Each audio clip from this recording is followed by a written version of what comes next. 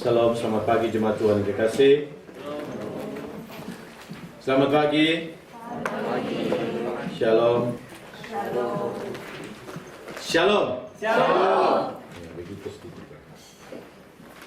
Mari kita baca bagian firman Tuhan kita hari ini. Ada dua ayat firman Tuhan. Yang pertama 1 Korintus 13 ayat 4. Dan kita sambung dengan 2 Korintus pasal yang ke-11 ayat 2 sampai dengan ayat yang ke-4. 1 Korintus 13 ayat 4, mari kita baca sama-sama. 1 Korintus pasal yang ke-13 ayat 4 dan nanti 2 Korintus pasal 11 ayat 2 sampai dengan ayat yang ke-4. Mari kita baca sama-sama bagian firman Tuhan ini. 1, 2, 3. Kasih itu sabar, kasih itu murah hati, ia tidak cemburu, ia tidak memegahkan diri dan tidak sombong. Kita sambung dengan 2 Korintus 11 ayat 2 sampai dengan ayat yang keempat. 1, 2, 3. Sebab aku semua belum dapat ya? Belum. Oke. 2 Korintus 11 ayat 2 sampai dengan ayat 4. 1, 2, 3.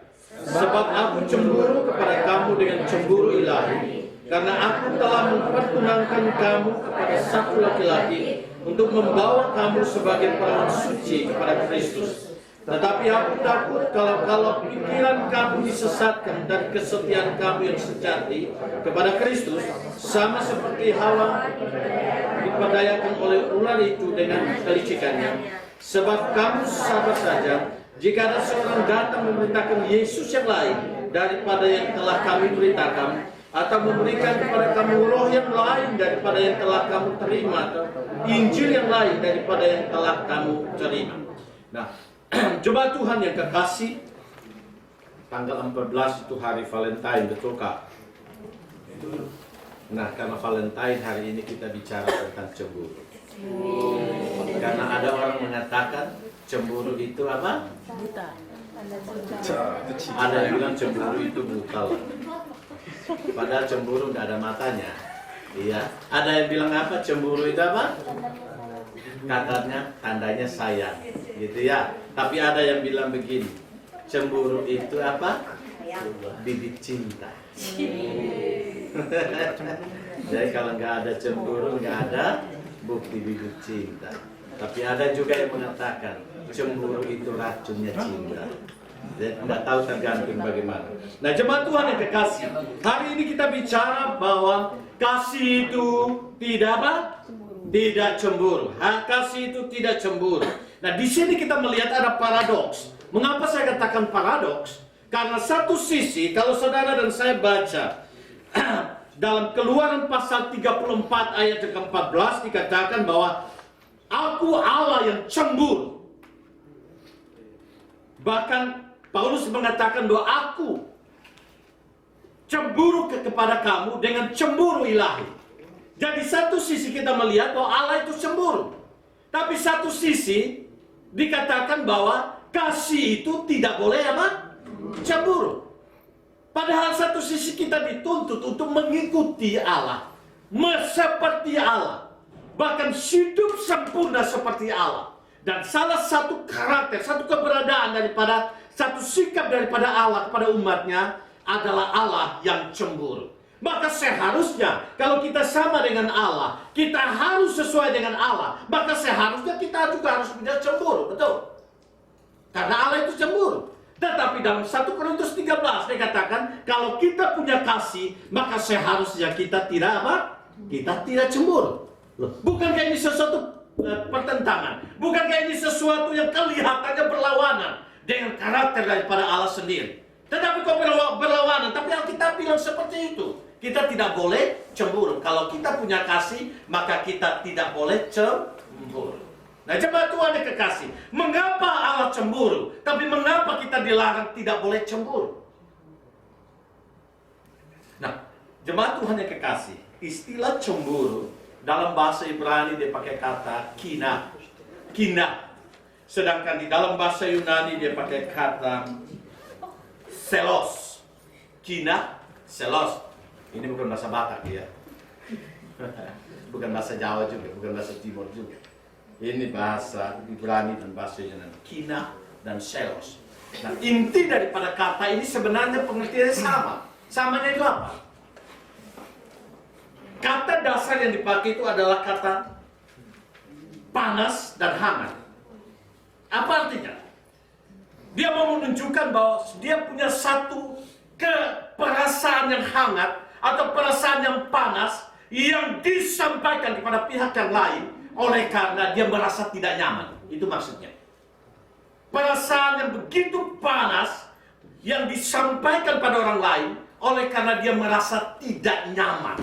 Nah, kata ini juga dipakai, kata yang sama ini juga dipakai untuk Allah, tetapi kata ini juga dipakai untuk manusia ketika manusia itu cemburu. Nah, apa bedanya?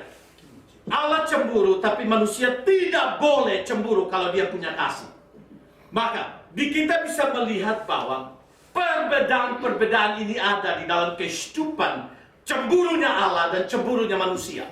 Maka manusia tidak boleh cemburu kalau dia punya kasih. Tapi Allah boleh cemburu oleh karena ada perbedaannya. Perbedaannya, kalau saudara dan saya melihat perbedaan yang pertama adalah kecemburuan manusia adalah kecemburuan yang di dalamnya ada namanya iri hati.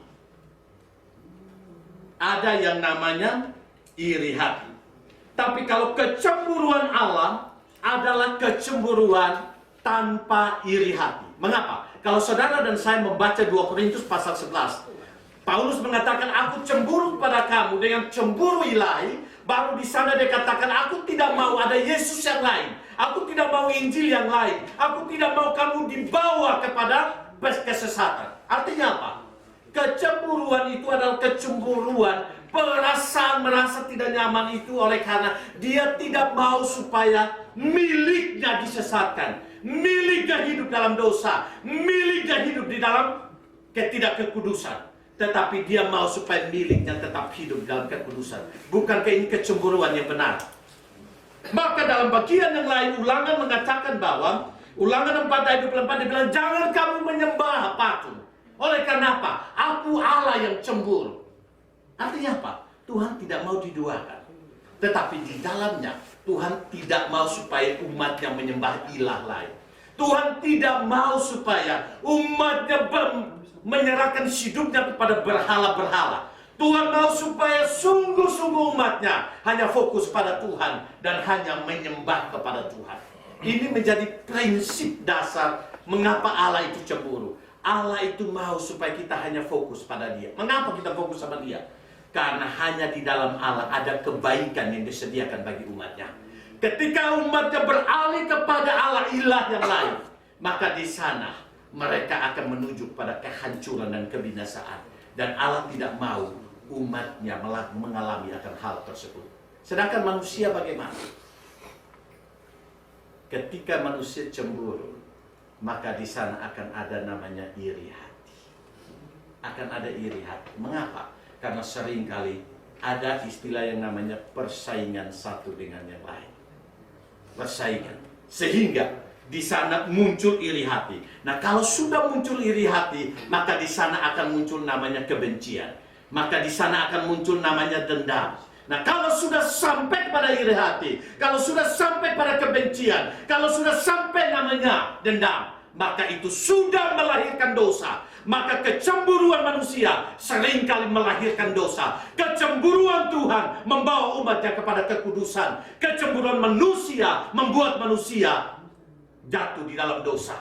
Maka dengan demikian 1 Korintus 13 dikatakan, orang yang memiliki kasih tidak boleh cemburu. Karena ketika dia cemburu, dia jatuh dalam iri hati, dia jatuh dalam kebencian, dan dia jatuh dalam dendam.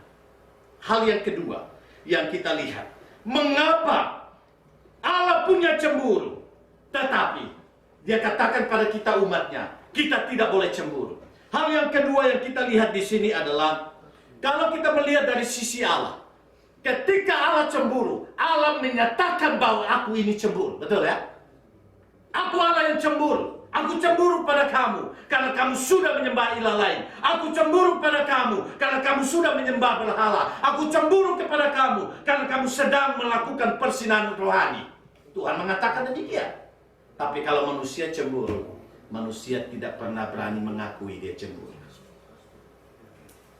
Manusia tidak berani mengakui dia cemburu. Mengapa demikian?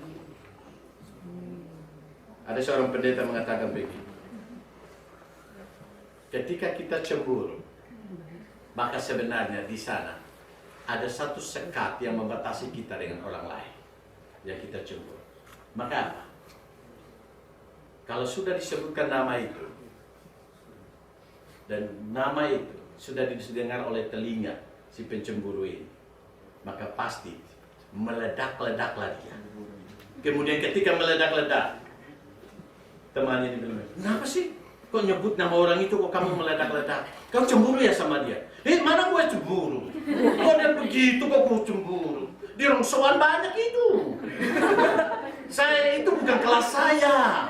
Makanya saya akan cemburu sama dia. Apa cemburu? Jatuhkan harga diri saya kalau saya cemburu sama dia. Mengapa kalimat-kalimat ini keluar? Kalimat ini menunjukkan bahwa sebenarnya kita cemburu, tapi kita tidak sadar cemburu, dan kita tidak mengakui kita cemburu. Ketika kita tidak sadar kita cemburu dan kita tidak mengakui kita cemburu, maka kita tidak hidup di dalam kejujuran. Betul? Kita tidak hidup dalam kejujuran. Allah jujur adanya ketika dia bilang dia cemburu. Dia mengatakan aku cemburu pada kamu. Karena dia tidak mau bangsanya itu keluar daripada kekudusan hidup. Bangsanya itu ditarik oleh ilah yang lain. Tapi dia mau supaya bangsanya itu tetap ada di dalam genggaman dan fokus pada Tuhan. Tetapi kita sebagai manusia, seringkali kita cemburu dalam tindakan. Tetapi kita tidak menyadari itu cemburu. Dan kita tidak mau jujur tentang kecemburuan itu.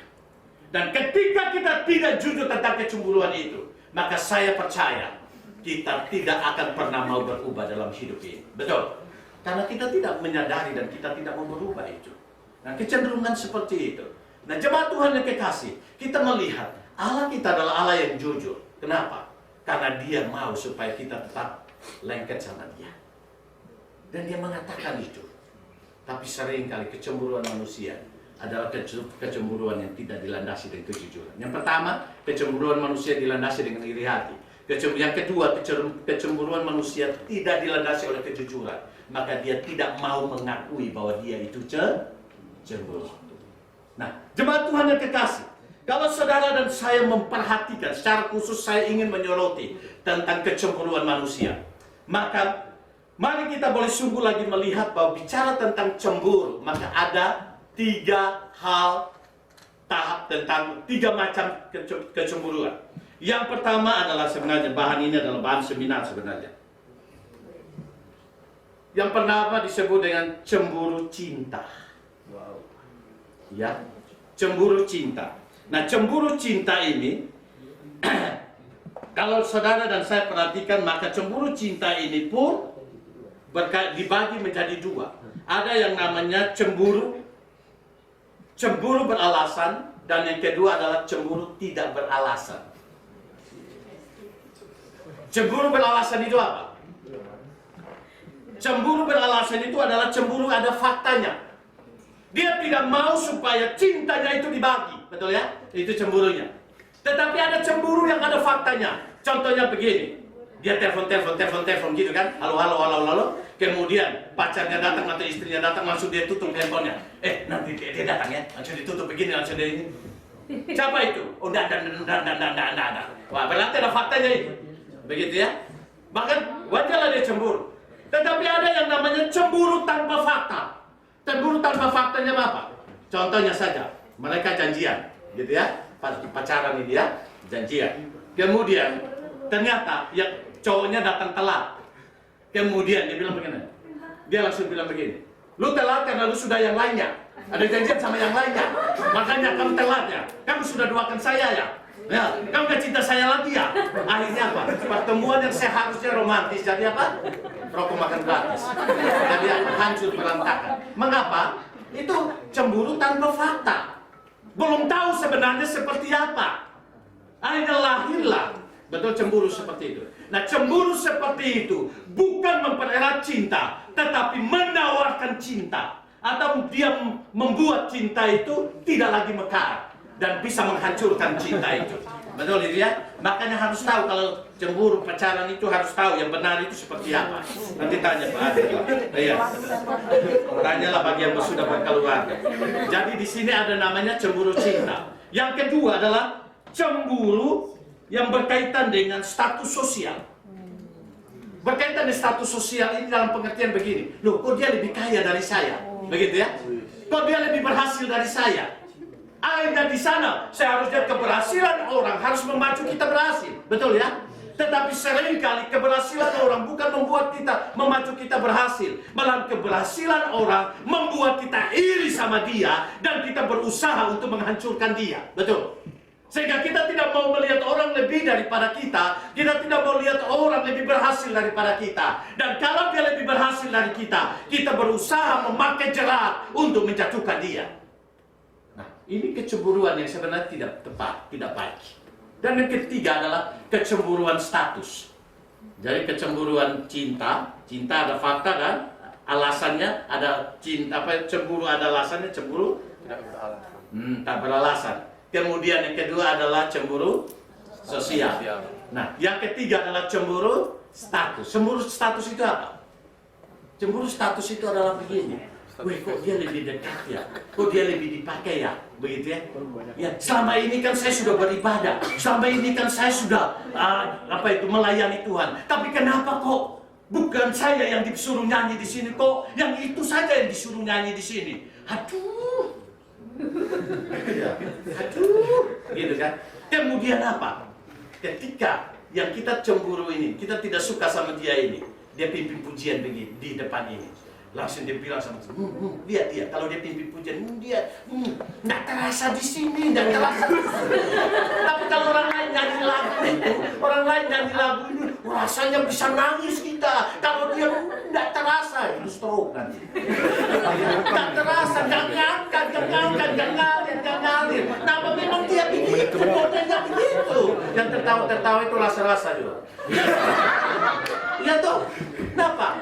Karena ada kecemburuan status, merasa yang lain lebih diangkat dibanding dengan kita, betul? Maka akhirnya dipikir apa? Apapun yang dilakukan oleh orang itu pasti salah. Betul ya? Apapun yang dilakukan orang itu pasti salah. Dan ini ciri-ciri kecemburuan yang tidak boleh ada di dalam kehidupan kita sebagai orang yang mengasihi Tuhan. Betul ya? Nah, jadi yang pertama adalah cemburu cinta, yang kedua adalah cemburu apa? Sosial. Yang ketiga adalah cemburu apa? Status. Nah, mari kita melihat ciri-ciri orang yang cemburu. Ciri-ciri orang yang cemburu. Yang pertama adalah ciri-ciri orang yang cemburu itu adalah tiba-tiba marah tanpa alasan yang jelas. Yang dia itu rasa-rasa. Nah, tiba-tiba dia marah. Tiba-tiba dia marah. Tiba-tiba kita bilang, halo. Nah, apa sih? Sampai begini loh. Jadi ada marah yang tanpa jelas. Jadi kita yang dimarahin, kami kita bingung. Apa maksudnya orang ini? Begitu ya. Dia yang marah, kita yang bingung. Jadi ada marah yang tanpa jelas. Makanya lihat sesamamu. Kalau dia marah tanpa jelas, dia lagi cemburu. Nah, begitu ya. Langsung bilang sama dia, cemburu nih ya. Cemburu nih ya. Begitu kan. Jadi ada tiba-tiba marah tanpa alasan yang jelas. Karena ada beberapa poin, jadi saya cepat saja ya. Nanti bertanya nanti kalau ada yang mau bertanya datang pada saat hari Kamis PA hari PA. Yang kedua adalah orangnya cenderung menyerang. Jadi marah kemudian cenderung menyerang orang lain. Nah, mengapa dia cenderung menyerang orang lain? Karena dia merasa tidak nyaman. Dia merasa tidak nyaman, dia menyerang orang lain supaya dengan demikian dia merasa bahwa dia pakai serangan itu sebagai suatu benteng supaya orang tidak sadar bahwa dia itu sebenarnya tidak nyaman. Ya, Jeffy, ambil kopi biasa dia. Ya. Jadi cenderung menyerang orang lain. Contohnya apa? Biasanya mertua dan menantu. Biasanya ada itu. Contohnya begini, anak semata wayang, gitu ya. Anak semata wayang nggak? Oh bukan ya. Siapa di sini semata wayang? Saya mau contoh laki-laki aja. Di sini ada semata wayang, coba angkat tangan. Bukan orang yang biasa main wayang, bukan itu maksudnya. Sendiri saja laki-laki. Kalau nggak saya tahu saya ada ya. Tapi ada yang nggak ngaku. Nah, kemudian dari kecil sampai dewasa dia dekat sama mama. Apapun diatur sama mamanya. Betul ya? Sebelum mandi udah disiapin handuk, siapin pakaian dan lain sebagainya, datang sudah lihat di atas tempat tidur atau di meja sudah ada pakaiannya. Mau makan dijaga sama mamanya, disiapin sama mamanya. Mau tambah, mamanya tanya mau tambah ya. Disiapin semuanya. Nah, masalahnya adalah ketika dia menikah. Ya, sudah menikah, kemudian akhirnya mamanya kontrol terus. Mamanya kontrol terus. Tiba-tiba satu kali mamanya tidak datang. Akhirnya istrinya membuat makanan, sup buat anaknya, buat suaminya. Ketika dia siapkan sup buat suaminya, kemudian mamanya datang. Suaminya bilang sama istrinya, sayang terima kasih ya, supnya enak. Gitu ya. Langsung mertuanya bilang, oh lu enak ya, lu nggak tahu. Waktu istri kamu ke belakang, saya tambahin garamnya. Kalau nggak tadi saya rasain nggak enak, dia maksudnya nggak enak. Mengapa demikian? Karena dia menyerang menantunya, karena dia tidak mau menantunya memiliki seutuhnya anaknya. Sehingga dia tidak nyaman ketika anaknya sudah bersatu dengan istrinya. Maka dengan demikian dia berusaha menyerang supaya kasih anaknya seutuhnya kembali kepada dia. Sehingga kecemburuan seperti ini adalah kecemburuan yang menyerang. Maka mari hati-hati. Kalau sudah menikah sadar status. Ini saya katakan ini. Kalau sudah menikah sadar status.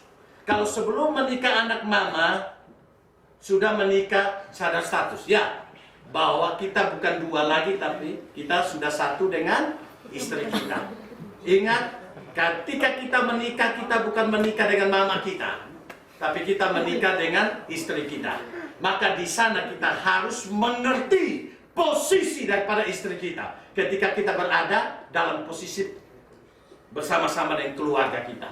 Maka dengan demikian kita tidak menyakiti istri kita. Oleh karena posisi cemburu daripada mungkin mama kita. Sehingga dengan demikian hubungan kita dengan istri, hubungan kita istri dan juga keluarga besar itu boleh berjalan dengan baik. Nah, kecenderungannya ingin menyerang. Selanjutnya adalah ciri orang yang cemburu. Tidak hanya tiba-tiba marah, tidak hanya menyerang, tapi selanjutnya selalu berbicara dari sudut yang negatif. Selalu berbicara dari sudut yang negatif. Coba lu lihat dia tuh. Dia pakai anting-anting tapi besar satu, kecil satu. Coba lu lihat dia cara dia berpakaian. Nora. Jadi kecenderungannya negatif. Kepada orang itu negatif dulu. Coba lu lihat itu dia tertawa, melihat itu gigi, tertawa ngakak giginya nggak rata. Jadi kecenderungan itu adalah negatif. Nah orang-orang sepertinya cemburu. Ya. Coba lihat dia itu. Sisi rambut ke belakang, jidatnya itu jidatnya seperti lapangan bola. Nah, kadang-kadang negatif seperti itu yang seringkali mulai. Nah, karena pikiran positif terhadap orang itu. Semuanya pasti negatif. Makanya hati-hati, sadar diri lah. Oke. Selanjutnya, cenderung memperhatikan berlebihan kepada orang yang dia tidak sukai. Iya, berlebihan. Orang nggak pernah memperhatikan. Lu lihat itu, jalan, dia pakai rok mini, tapi lihat itu, ada tai lalat di betisnya. Padahal orang nggak perhatikan itu, tapi dia sampai perhatikan itu di sini. Dan kadang-kadang memperhatikan sampai berlebihan. Kenapa? Karena tujuannya untuk menyerang, tujuannya untuk menyudutkan orang tersebut. Saya percaya di sini tidak pernah ada. Ya. Karena tidak pernah ada, maka saya berani ngomong. Tapi ada pun saya berani ngomong, maksudnya. Jadi di sini dia kecenderungannya memperhatikan secara berlebih-lebihan. Nah, itu ciri-ciri. Sebenarnya masih banyak, tapi itu beberapa ciri-ciri yang supaya kita lihat. Nah, selanjutnya, bahaya dari cemburu. Bahaya dari cemburu itu apa? Ini cemburu manusia, bukan cemburu Tuhan ya. Tuhan kasih kudus, tidak ada iri hati, tidak ada ketidakjujuran. Di sana Allah adalah jujur adanya, tujuannya supaya kita diperbaiki. Nah, selanjutnya kita melihat bahaya dari cemburu manusia, yaitu cemburu bisa mengakibatkan cinta itu menjadi tawar. Maka kita melihat baik cinta kita kepada Tuhan akan bisa menjadi tawar, baik cinta kita terhadap di dalam keluarga bisa menjadi tawar. Cinta kita terhadap sesama itu bisa menjadi tawar. Mengapa? Karena cemburu membuat kita tidak punya gairah hidup. Gairah hidup di hadapan Tuhan. Gairah hidup dengan dalam rumah tangga. Dan gairah hidup antar sesama satu dengan yang lain. Karena pasti akan ada gap satu dengan yang lain, bukan? Ketika kita gap dengan sesama, membuat hati kita tidak bisa lega di hadapan Tuhan. Karena ada sesuatu yang membatasi kita. Bukankah doa Bapa kami dikatakan, ampunilah kami sebagaimana kami mengampuni orang lain. Tapi bagaimana kita bisa berdiri di hadapan Tuhan kalau dengan sesama saja kita masih tidak bisa mengampuni. Maka itu akan mengganjal hubungan di dalam hubungan kita dengan Tuhan, hubungan kita dengan keluarga, dan hubungan kita dengan sesama. Selanjutnya, bahaya dari cemburu adalah cenderung mengadakan tindakan yang menghancurkan. Ini bedanya cemburu kita dengan cemburu Tuhan. Cemburu Tuhan akan membawa kita untuk hidup kembali kepada kebaikan, pertobatan dan kebaikan. Cemburu kita adalah seringkali merindukan atau memiliki satu tujuan untuk menghancurkan orang lain. Mengapa? Kita tidak akan pernah berdoa ketika kita cemburu negatif pada orang lain. Di sana kita tidak akan pernah merindukan supaya orang itu bertobat. Kita tidak pernah merindukan supaya orang itu menjadi baik. Tapi yang kita rindukan adalah supaya orang itu bisa binasa. Kenapa? Iya Pak, saya nggak mau melayani Pak. Kenapa? Selagi orang itu masih ada di situ, saya nggak akan melayani. Waduh, hebat sekali. Ya. Kenapa? Bagaimana saya bisa melayani? Saya tidak damai sejahtera lihat mukanya dia. Kecuali kalau Bapak keluarkan dia, baru saya damai sejahtera. Pertanyaan saya, itu membuat orang untuk menjadi baik atau menjadi rusak? Menjadi rusak. Maka seharusnya ketika kita melihat orang itu jatuh, orang itu tidak baik, yang kita harus lakukan adalah membimbing dia kepada posisi yang lebih baik. Bawa dia kepada pertobatan, bawa dia kepada hidup kekudusan. Bukan kita mengucilkan dia dan akhirnya menghancurkan dia. Tapi kecemburuan, kecenderungannya adalah menghancurkan pihak yang dianggap musuh di dalam kehidupan. Nah, sehingga dengan adanya kerinduan untuk menghancurkan sesama melalui cemburu itu, maka otomatis di sana pun menghancurkan namanya hidup sebagai sesama, hidup dalam relasi satu dengan yang lain. Maka cemburu dalam konteks ini tidak pernah memberikan sebuah sumbangsi positif di dalam relasi sesama satu dengan yang lain. Selanjutnya,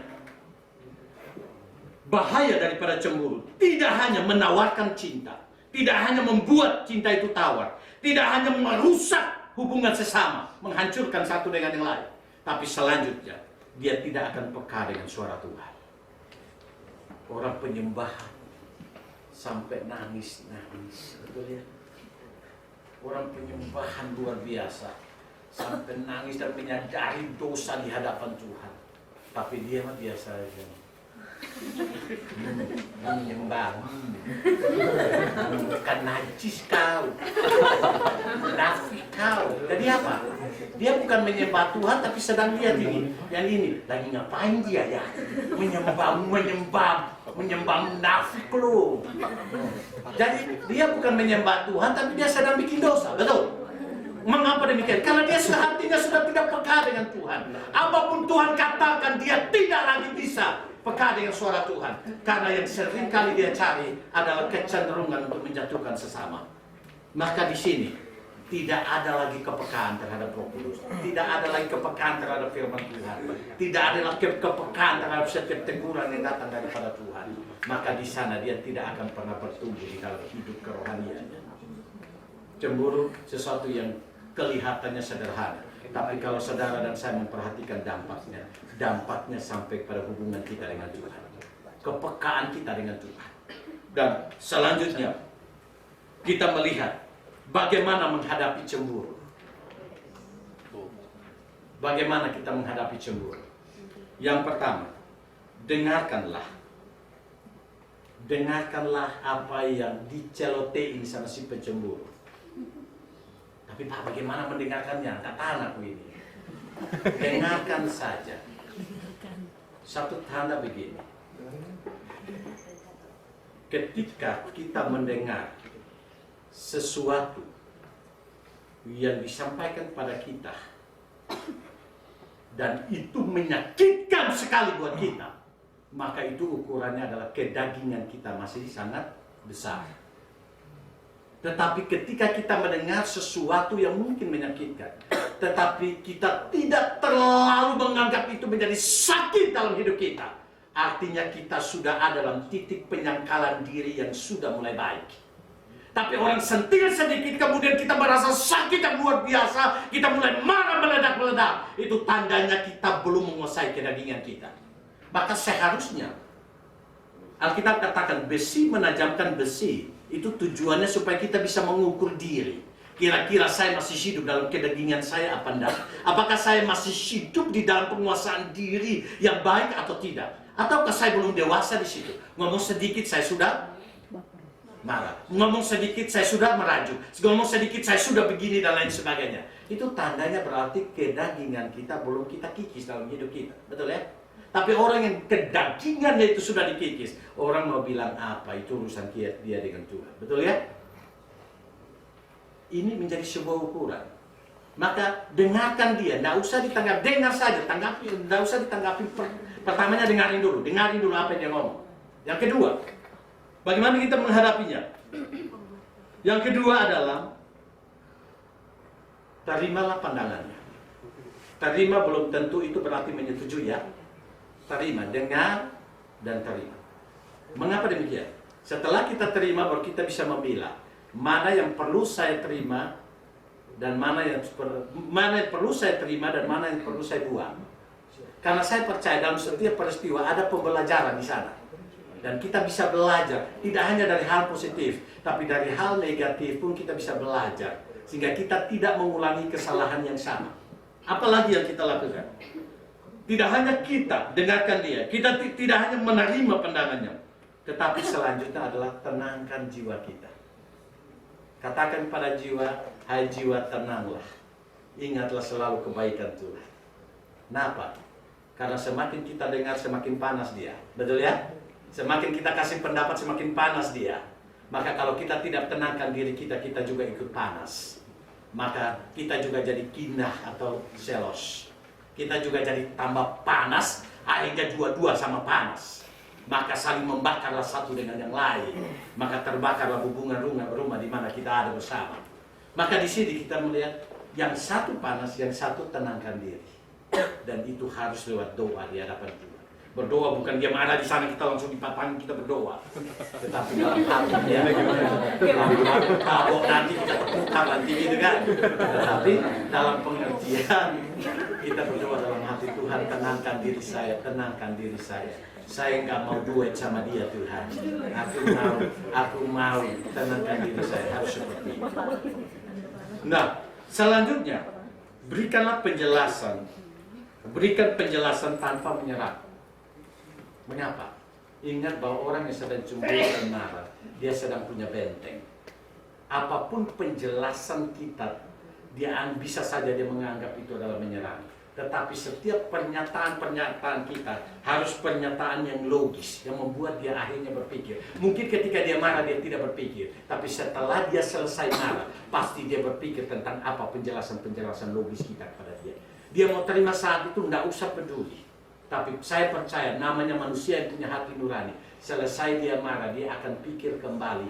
Tadi kok kenapa saya seperti itu ya? Kenapa? Karena manusia punya self dialogue. Jadi dia bicara dengan dirinya. Dan itu menjadi sebuah evaluasi hidupnya. Dan itu terjadi ketika dia ada dalam kondisi dia hening. Maka pasti, kalau sungguh-sungguh hati nuraninya bicara, maka di sana dia akan mengevaluasi setiap penjelasan-penjelasan. Dan itu bisa saja menjadi kesempatan di mana Roh Kudus bisa mengubahkan hidupnya. Maka apa yang saya jelaskan tadi itu adalah kecenderungan kita sebagai manusia. Sebenarnya ada beberapa lagi bagian yang ingin saya jelas, tapi karena masalah waktu kita, maka ini bagian-bagian yang mungkin kita lihat, yang dimana Alkitab katakan tidak boleh cemburu kalau kita punya kasih, karena kecemburuan kita seperti apa yang saya jelaskan tadi. Tapi kecemburuan Tuhan adalah kecemburuan yang kudus adanya, tanpa ada iri hati. Kecemburuan Tuhan yang dilandasi dengan kejujuran. Aku cemburu pada kamu. Dan kecemburuan Tuhan adalah kecemburuan yang mau membalikkan kita, bukan menghukum kita saja, tapi mau membalikkan kita kepada hidup yang kudus, hidup yang benar, hidup yang memuliakan Tuhan. Itulah kecemburuan ilahi. Maka Allah tidak mau membuang kita. Allah tidak mau kita hidup keluar daripada genggamannya. Maka dia cemburu kepada kita. Itu buktinya. Maka Allah wajar cemburu, tapi kita tidak wajar kita cemburu. Saya tidak setuju. Cemburu adalah bibit cinta. Tidak. Tetapi cemburu kadang menjadi racun di dalam cinta itu sendiri. Karena akan membuat cinta itu menjadi tawar dalam hidup kita. Maka mari kita boleh belajar dalam bagian ini. Ketika kita katakan kasih itu tidak cemburu, karena kecemburuan di sana ada kecurigaan. Betul ya? Kalau sudah ada bibit kecurigaan, maka otomatis di sana akan menghilangkan sedikit kepercayaan. Ketika sudah mulai menghilangkan sedikit kepercayaan, maka kepercayaan itu semakin hari semakin digerus. Betul? Ya. Kenapa? Karena kecenderungan kita adalah kecurigaan. Kalau sudah kecurigaan tentang satu hal, maka kecurigaan itu akan lagi menumpuk mencari tahu hal-hal yang lain. Maka di sana lama-kelamaan kepercayaan itu akan menjadi hilang di dalam hidup kita. Maka saya bersyukur pertanyaan ini pun ditanyakan di PA Alitea, dan saya hanya menjelaskan secara singkat.